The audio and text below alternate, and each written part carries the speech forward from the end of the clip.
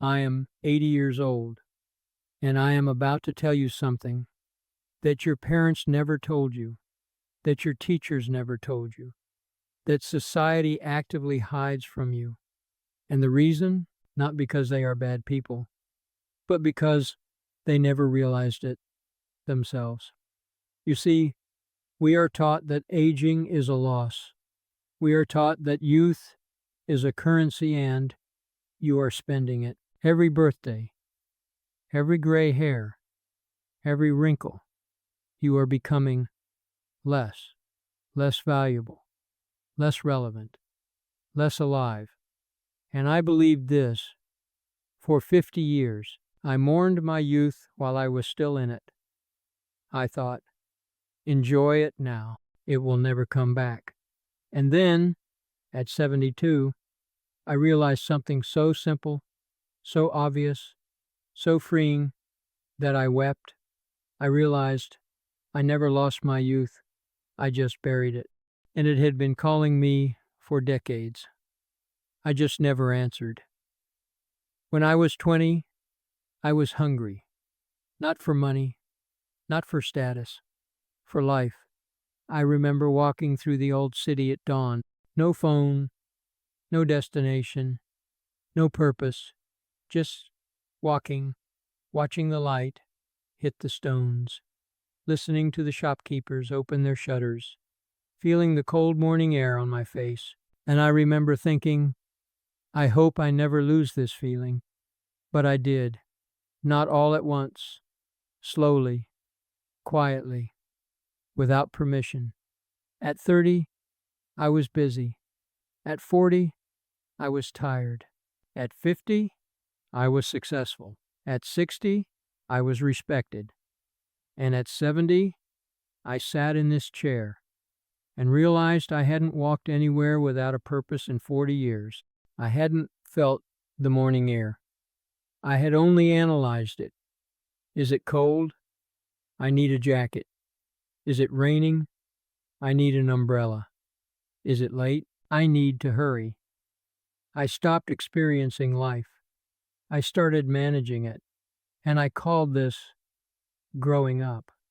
But it was not growth. It was amnesia. I forgot who I was. Do you want to know when I found him again? My 20-year-old self. It was not in a mosque. It was not in meditation. It was not in some grand spiritual retreat. It was in my backyard, watching my 5-year-old grandson chase a butterfly. He ran and ran and ran. The butterfly landed. He stopped breathing. He raised his tiny hand. And then he didn't catch it. He just watched it for 10 full seconds. A 5-year-old boy staring at a butterfly with more wonder than I had felt in 50 years. And I cried, not because I was sad, but because I remembered. I remembered being 5. I remembered chasing butterflies. I remembered the stillness after the chase, not the capture, not the achievement, just the wonder. And I realized my grandson did not need the butterfly. He needed the chase. He needed the pause. He needed the awe. And I had spent my entire life trying to catch things I didn't even want, just because someone told me they were worth catching. That boy, he didn't teach me anything new. He just reminded me of what I already knew. At 5, at 20, before the world told me, grow up, be serious, stop playing. But here is the truth. The world lied. Playing was never the problem. Forgetting how to play, that was the problem. So I ask you now, not as an old man giving advice, but as a man who wasted 50 years misunderstanding everything. What is youth? Is it collagen? Is it stamina?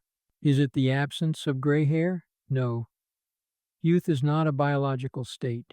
It is a spiritual state. Youth is the permission you give yourself to believe that something beautiful is still possible. At 20, you believe love can heal you. At 20, you believe your work can matter. At 20, you believe tomorrow might be better than today. And then, somewhere, you stop believing. You call it realism. You call it maturity. You call it wisdom. But it is not wisdom. It is exhaustion. You are not wise. You are just tired. And you have mistaken your tiredness for truth. I am 80. My body is tired. My bones are tired. My eyes are tired. But my soul is 20. Because my soul never stopped believing. I stopped believing. And then I projected my unbelief onto my soul. And I said, I am old now. This is just how it is. But it is not how it is. It is how I made it. And you are making it the same way. Right now, today. With every thought that tells you, you can't. It's too late. Be realistic. Those are not your thoughts. Those are your wounds. And you have been bleeding on your own potential for years. And you didn't even feel the blood. You. Yes, you. The one hiding behind the screen. The one who clicked on this video because something in you, something small and quiet, still believes. You think you have time. You think you will get serious later. You think you will chase your dreams when the kids are older. You think you will heal that wound when life slows down. Let me tell you something, and I need you to really hear this. Not with your ears, with your chest. The life you are waiting for does not exist. There is no later. There is no someday. There is no perfect moment. There is only now. And you are spending now, waiting for a now that never comes. Do you know what I regret most? Not the failures, not the losses, not the mistakes. I regret the waiting. The years I spent in the waiting room of my own life, filling out forms, checking boxes, waiting for my number to be called. And then one day, I realized there was no waiting room. There was no receptionist. There was no number. I was just sitting in an empty room that I built myself, with walls made of not yet, almost, soon, and the door was unlocked the entire time. You are sitting in that room right now. The door is open. The sun is outside. The air is moving. What are you waiting for? In my faith, we are taught that the soul does not age. The body is a borrowed garment. You wear it, you stain it, you tear it, and one day you return it. But the soul is breath, and breath does not wrinkle. I am not a scholar. I am not a preacher. I am just a man who spent 50 years collecting dust and 20 years trying to remember that he was made of light. You were also made of light. You have just forgotten, and the world prefers you forgotten, because a man who remembers he is light, cannot be controlled, cannot be bought, cannot be convinced to wait in a room with an open door. So, wake up, not tomorrow, not next year, now, before the garment is returned, before the breath is complete, before the door is no longer yours to walk through. My wife, she left 11 years ago, the last morning we had together. She was too weak to speak, but she wrote something on a small piece of paper with a hand that shook. She wrote, I am still 20. The day I met you, I am still that girl, and I am still waiting for you at the door. Don't be late. She was not talking about this world. She was talking about the next.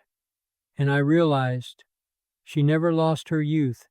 She just transferred it from her body to her soul, from her hands to her doa, from this life to the next.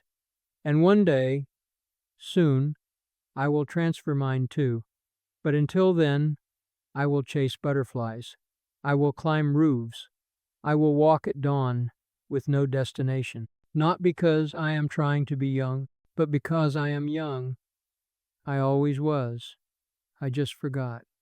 And now I remember. You still have time, not to become someone else, to remember who you already are.